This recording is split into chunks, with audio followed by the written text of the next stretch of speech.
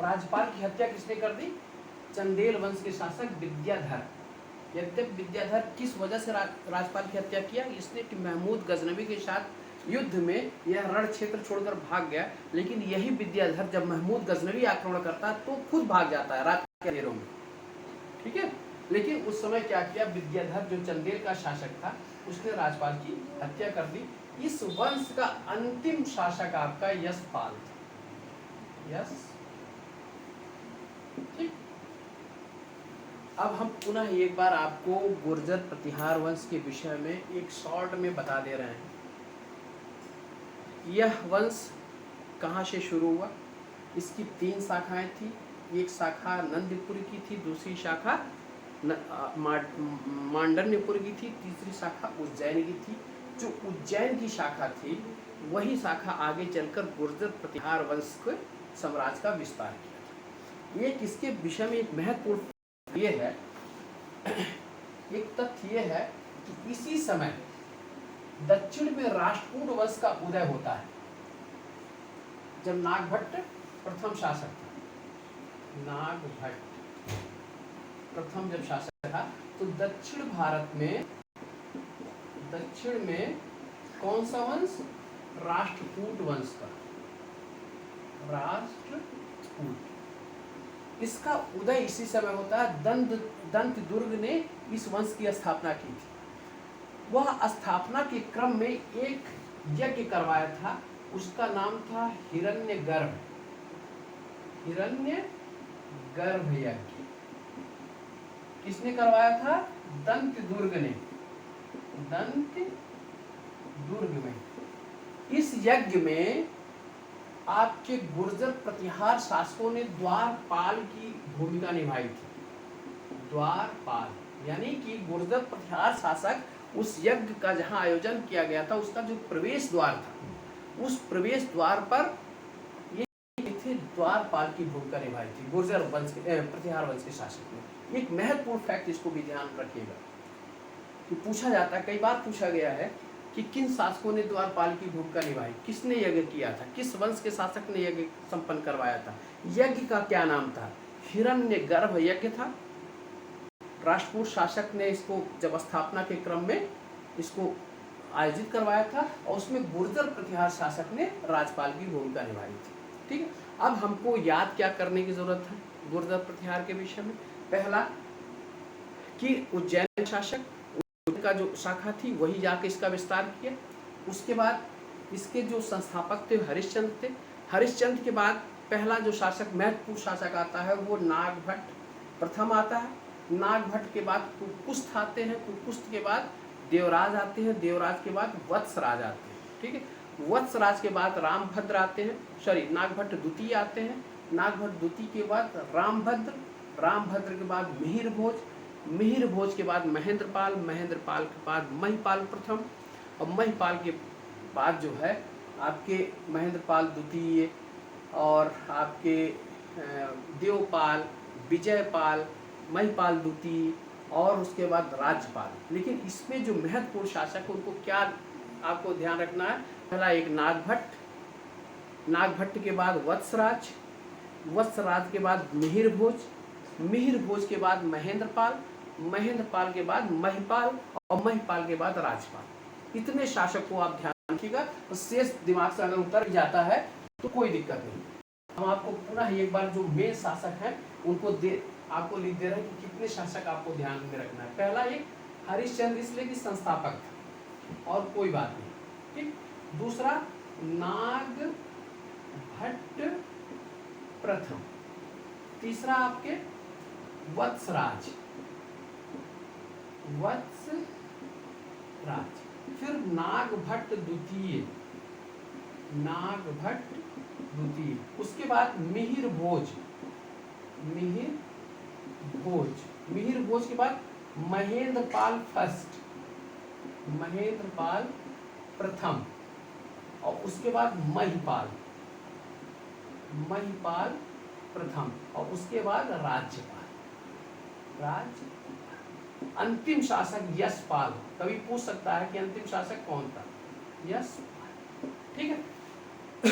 ये आपको मैंने बता दिया। इसका अगर टाइम पीरियड भी यहाँ बता दें 730 से लेकर 756 तक। वत्सराज का है 780 से लेकर 800 तक। इसका है 800 से लेकर 833 तक। मिहिर भोज का 833 से लेकर 885 तक, 85 तक। और उसके बाद महेंद्र पाल का है 885 से लेकर 915 तक, और महिपाल का 915 से लेकर 943 तक।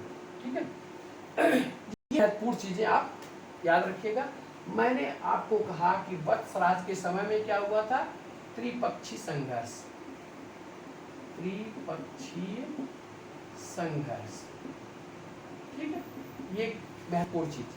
नागभट्ट ने क्या किया था, प्रयाग में जल समाधि, प्रयाग में गंगा नदी में जल समाधि, जल। ठीक। मिहिर भोज के समय क्या हुआ था, सुलेमान भारत आया, सुलेमान भारत आया और इसने क्या किया, अरबों का या इस्लाम का शत्रु घोषित किया, इस्लाम का शत्रु। ठीक है। उसके बाद महेंद्रपाल और महिपाल दोनों के राजगुरु जो थे वो आपके कौन थे, राजशेखर थे। राजशेखर ने क्या किया, कई रचनाएं की, जिसमें विद्युशाल भंजिका महत्वपूर्ण है, कर्पूर मंजरी महत्वपूर्ण है, काव्य मीमांसा महत्वपूर्ण है। ये 3 याद रखिएगा। और उसके बाद इन्होंने आपके महेंद्रपाल प्रथम को निर्भय राज और निर्भय नरेंद्र की उपाधि इन्होंने प्रदान की थी। उसके बाद इन्होंने महिपाल को रकुल मुक्तामणि और आर्यावर्त का महाराजा धीराज की उपाधि दी थी। महिपाल के समय में सुलेमान बगदाद का यात्री अल मसूदी भारत आया था, जिसने राजा को बौरा कह के संबोधित किया और राज्य को अल गुजर कह के संबोधित किया। ये महत्वपूर्ण चीज़ें हैं। उसके बाद आपको राजपाल के समय में महमूद गजनवी का आक्रमण, यह मैदान छोड़कर भाग जाता है, जिसकी विद्याधर ने हत्या कर दी। ठीक है, इतने चीज़ में आपको पूरा गुर्जर प्रतिहार वंश समेटे हुए हैं। ठीक है, इतनी अगर याद रहेगी तो इससे इतर क्वेश्चन पूछे जाने की संभावना बिल्कुल नहीं है। ठीक है, अब नेक्स्ट जो है, इसके बाद आते हैं गहड़वाल वंश।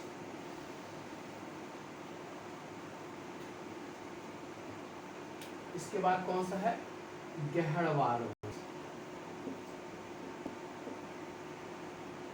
ये गुर्जर प्रतिहार के बाद कन्नौज पर इन्होंने अपनी सत्ता स्थापित की थी। ठीक है, गहड़वाल वंश के जो शासक थे, एक पहला जो इनकी स्थापना किया था चंद्रदेव ने किया था। चंद्रदेव के बाद मदन पाल के बाद आपके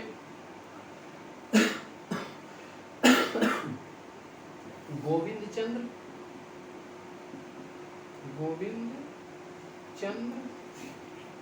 चंद्र के बाद आपका विजयपाल के बाद जयचंद्र। इतने शासकों के विषय में आपको जानकारी रखनी है। ठीक है, बहुत ज्यादा शासक नहीं, चंद्रदेव, मदनपाल, गोविंद चंद्र, विजयपाल और जयचंद्र के विषय में आप लोग सुने भी होंगे। कहा जाता है कि पृथ्वीराज तृतीय जो अजमेर का शासक था, दिल्ली का, उस समय इनकी पुत्री संयोगता का अपहरण कर ले गया और उनसे विवाह किया था, यही जयचंद्र थे। ठीक है, अब इनके विषय में, चंद्रदेव के विषय में आप देखिएगा 1080 के आसपास, 85 के आसपास इन्होंने इसकी स्थापना की थी। उसके बाद 1080-85 से लेकर 1104 तक इनका शासन रहा।